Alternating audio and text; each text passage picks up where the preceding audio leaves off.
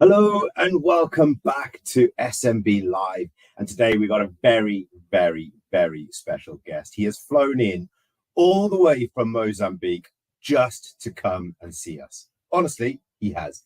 It is, of course, the amazing Sam Hollis. Sam, welcome, mate. Thanks so much. Yeah, it's a bit of a long trip, but it's nice to be here. Yeah, I mean, so because you've been in the UK for a couple of weeks, haven't you? So like you haven't really flown. We're passing. Yeah, passing through. We've been talking, like we've known each other for a while. Yeah. And what you do is awesome. And I know that you specialize, and we're going to do a few shows with you, but I know you specialize with photography, website, etc., etc. But you will cover all websites when you can do a website pretty much. Yeah, that's it. Yeah. So we do have the brand for photographers, and we work a lot with photographers, but we do have another side of the business. Yeah, we work with all sorts of different businesses doing different things. So, okay, so I'm going to throw it out there, right? Because people think about with a website that they build it and they will come. And it doesn't work that way. It's not quite like the Ark, right? No. But talk to us a little bit about first off, I'll tell you what, actually, let's go back a second. Why don't we actually tell us what your business is called? Because I missed that bit completely. Right.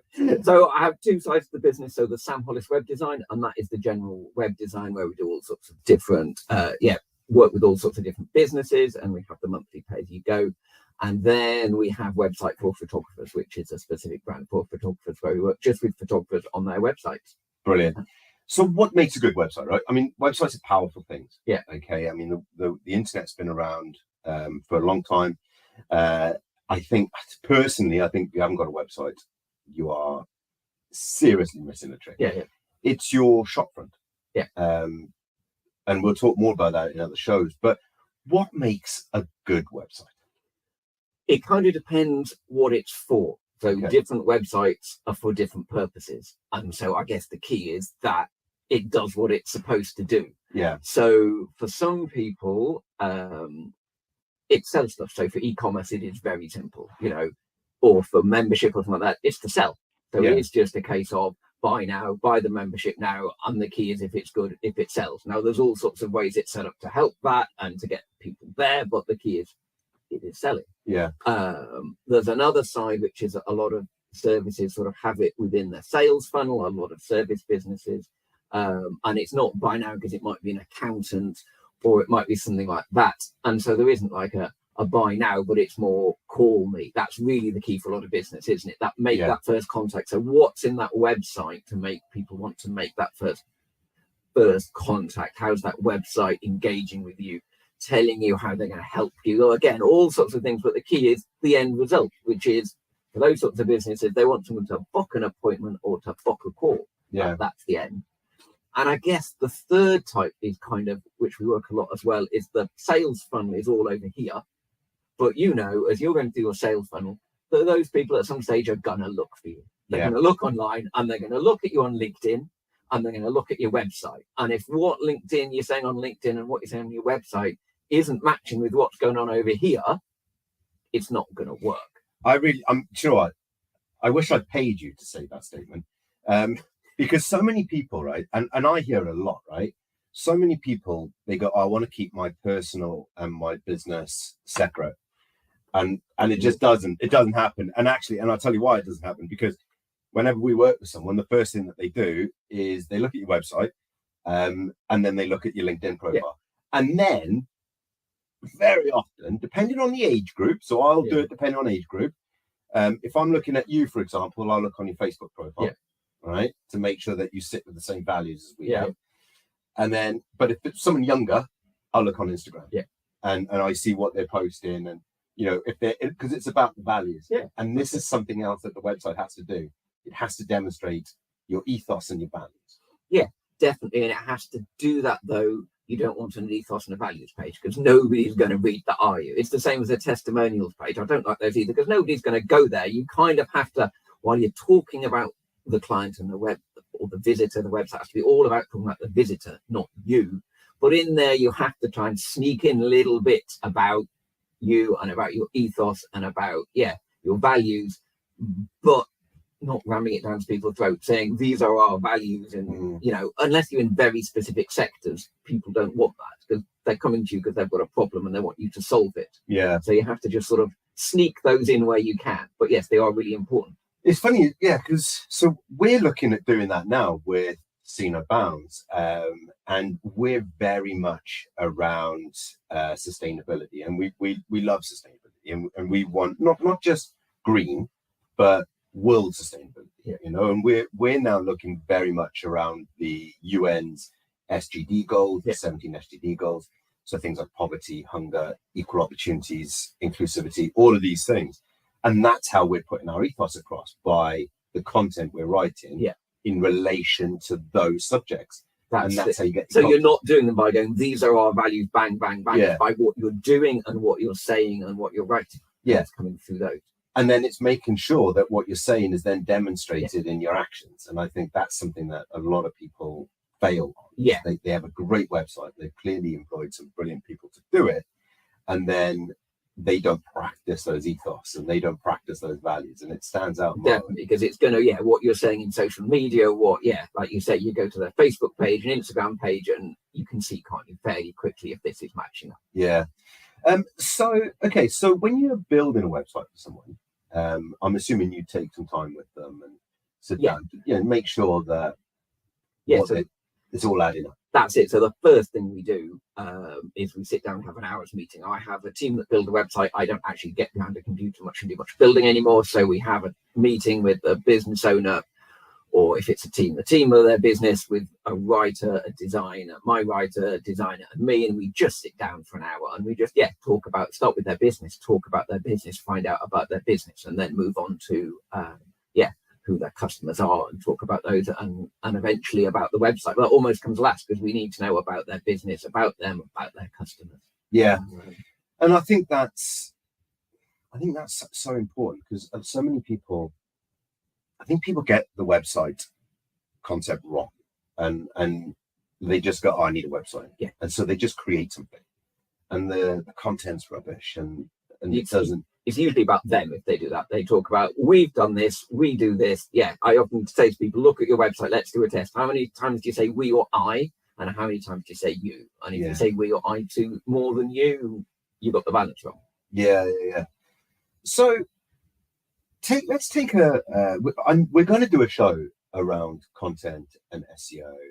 That's very, I think, because they're massive subjects. Yeah. But let's just touch upon it today, right? So let's take, a small solopreneur, not an e-commerce website, right? Because e-commerce websites are a whole different thing, right? And actually, there's a lot of web developers out there that won't touch e-commerce because it's just complicated.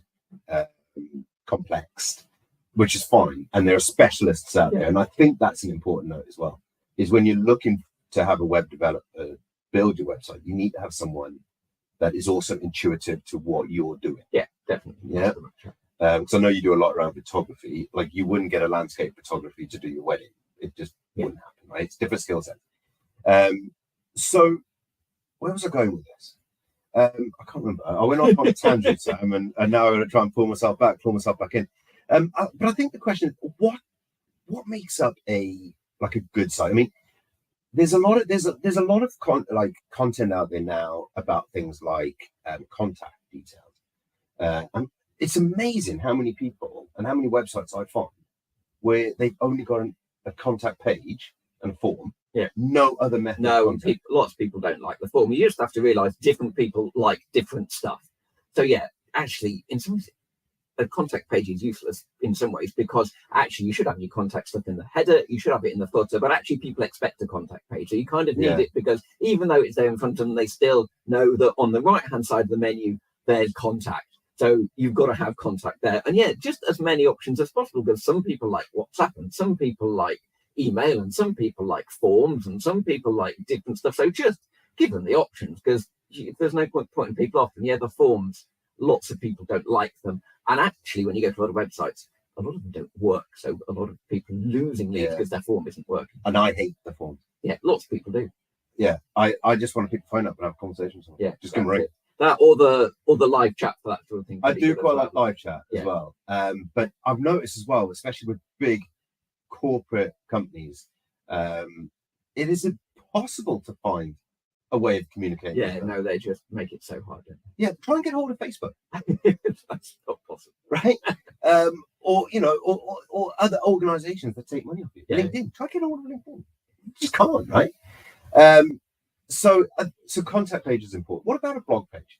So that's really vital, I think, for content on your website. So getting fresh content on your website is really good. So effectively, almost there's two sides to your website, isn't there?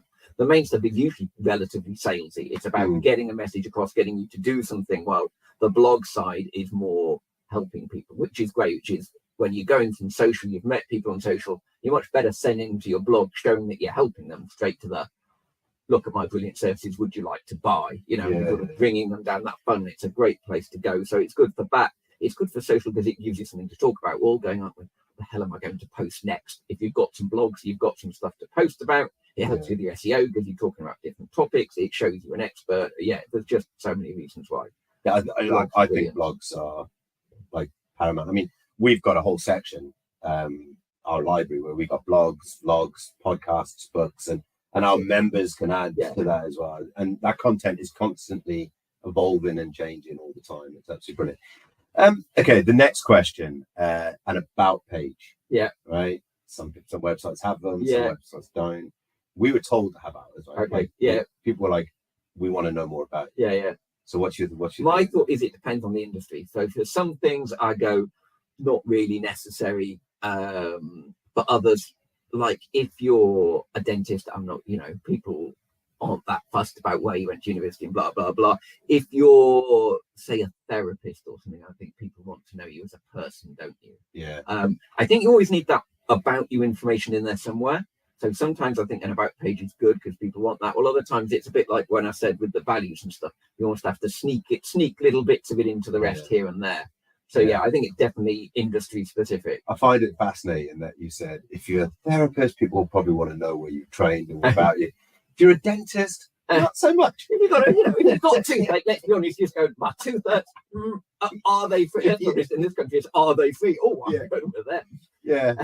You're a brain surgeon. Not worried about that. But if you're selling shoes, we want to know the ins and outs. Well, listen, we are going to do some more shows with Sam. We wanted to touch base on, what a website can do and the power of a website. And I think it is probably what I've taken away from this is if you're going to have a website done, do it properly. Don't muck about. And I've done it, right? My first website I built myself. Within a couple of weeks, smoke started coming out of it. We've done it. I think the probably the top tip is get someone, sit down, have a conversation with someone, and put it in as part of your budget. Yeah, definitely. Yeah, it's essential part of your business. It is, like you said, and unless you're a tiny business and you're just happy with yourself with a few jobs and you're on Facebook, beyond that, you need a website. Yeah, fantastic. It's been brilliant having you here, and I look forward to the next couple of shows as well. So that's all from myself and Sam this time, but tune in next time when we're talking more about content. And so until next time, thank you very much. Take care. Goodbye. Bye.